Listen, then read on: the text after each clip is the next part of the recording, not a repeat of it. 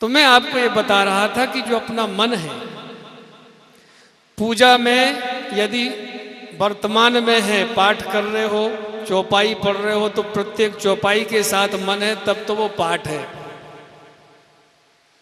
यत्र वा रोचते मनः, जहां बैठ के आपका मन क्रिया में लग जाए, पाठ में लग जाए, वही स्थान आपके लिए सबसे ज्यादा श्रेष्ठ है। बोलो शंकर भगवान की जय।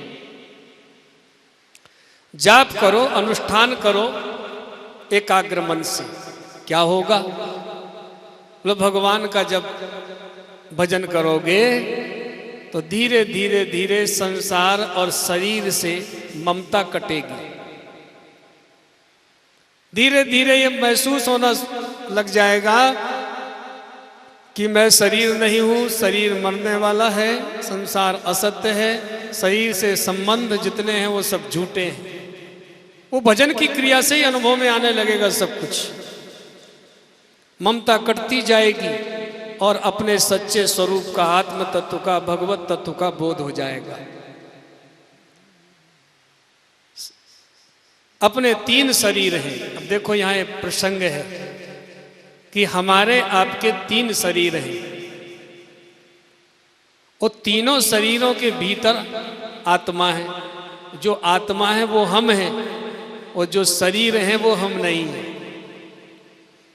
आत्मा शरीर में रहती है, शरीर नहीं है।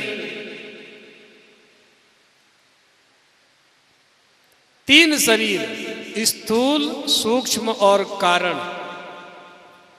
स्थूल शरीर तो यही है जो आप हमारा देख रहे हैं, हम आपका देख रहे हैं। इसके भीतर एक सूक्ष्म शरीर रहता है। जानते हो जो मरता है ना, जिसे कहते हैं मर गया, वो स्थूल शरीर है। जीवात्मा से स्थूल शरीर अलग होता है। दो शरीर जीवात्मा के साथ रहते हैं। जो जला दिया जाता है वो स्थूल शरीर है, और सूक्ष्म शरीर, कारण शरीर जीवात्मा के साथ गमन करता है। सूक्ष्म शरीर का मतलब है पंच ज्ञानेन्द्रियां, पंच कर्मेंद्रियां, पंच प्राण, मन, बुद्धि, चित्त, अहंकार। आपको थोड़ा सरल करके बता दें, अपने इस स्थूल शरीर में 5 ज्ञानेन्द्रियां रहती हैं। स्थूल शरीर के भीतर जैसे श्रोत्र इंद्रिय कान में रहती है, वो शब्द का ज्ञान करती है, कैसे शब्द हैं, क्या बोला जा रहा है, ये कान में रहने वाली इंद्रिय पता करती है। यहाँ श्रोत्र इंद्रिय रहती है। और संपूर्ण चमड़ी में, शरीर में, त्वचा में त्वक इंद्रिय रहती है, वो स्पर्श का अनुभव करती है, ज्ञान करती है। आंखों में चक्षु इंद्रिय रहती है, रूप का ज्ञान करती है। जीभ में रसना इंद्रिय रहती है, वो रस का बोध करती है।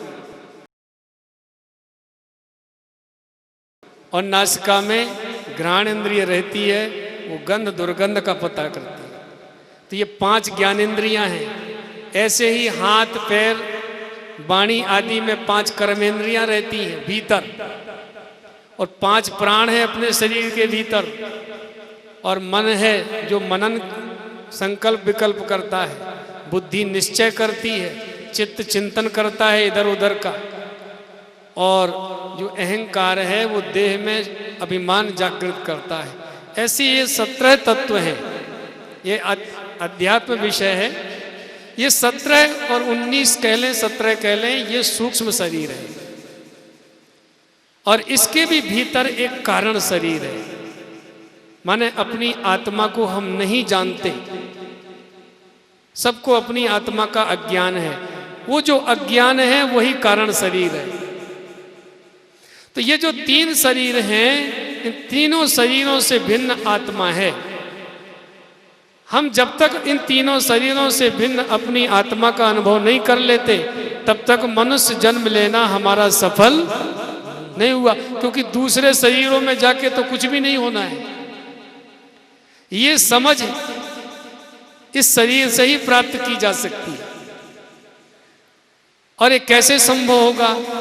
इसके लिए सदगुरु की जरूरत है। बोलो गुरुदेव भगवान की जय। गुरु बिन होई की ज्ञान, ज्ञान की होई विराग बिन। बगैर गुरु के